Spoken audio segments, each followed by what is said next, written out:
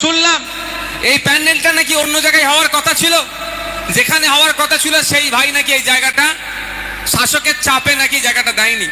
আমি সেই ভাইকে আমি অপমান করব না, কিন্তু আমরা কোন সমাজে বসবাস করছি নিজেকে লজ্জা লাগছে, নিজেকে লজ্জা লাগছে।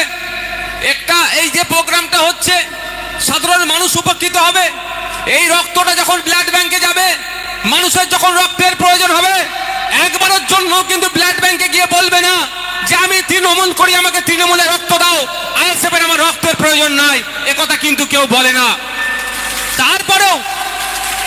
তারপরেও রক্তদান শিবিরকে নিয়ে এত নোংরামি কেন? যে নেতার কথা শুনে যে ভাই ভয় পেয়েছেন, দুজনের উদ্দেশ্যেই বার্তা, আমি চাই না আপনার পরিবার বিপদে পড়ুক। তারপরেও মহিলাদের ক্ষেত্রে ম্যাক্সিমাম সময় যখন বাচ্চা প্রসবের সময় এসে যায় বা যখন বাচ্চা প্রসব হয়, সেই সময় রক্তের সব থেকে বেশি চাহিদা, সব থেকে বেশি প্রয়োজন হয়। আপনার ঘরেও মহিলা সদস্য আছে, আপনার বাড়িরও মেয়ে আছে, আপনি কোনো মায়ের সন্তান, সেই মেয়েদেরকে জিজ্ঞাসা করবেন যখন বাচ্চা প্রসবের সময় আসে সেই সময় কতটা প্রয়োজন হয় রক্তের, তাই তাদেরকে অন্তত জিজ্ঞাসা করুন। আর আজকের এই মঞ্চ থেকে আমি বলে যাচ্ছি, যে ভাই জায়গা দেওয়ার জন্য অনীহা প্রকাশ করলো, ওই ভাইকে যে নেতা ডিস্টার্ব ভয় দেখিয়েছিল, দুজনের উদ্দেশ্যে বলছি, আপনাদের অপচেষ্টাতেও আমাদের প্রোগ্রাম কিন্তু বন্ধ করতে পারেননি।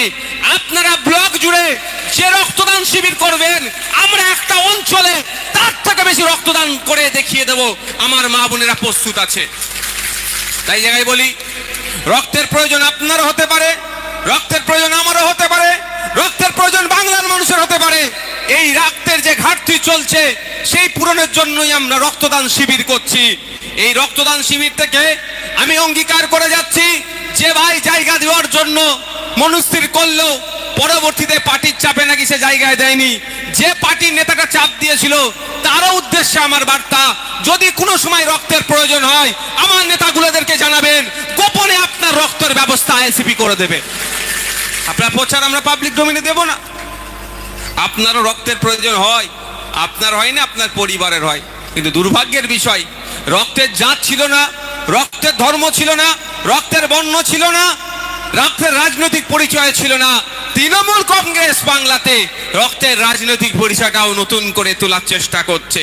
যারা এই রক্তের মধ্যে রাজনৈতিক পরিচয় তুলতে চাইছে, যে বিজেপি রক্তের মধ্যে ধর্মীয় পরিচয় তুলতে চাইছে, সেই বিজেপি তৃণমূলকে আগামী দিনে বাংলা থেকে আমরা বিতাড়িত করব গণতান্ত্রিক প্রক্রিয়াতে।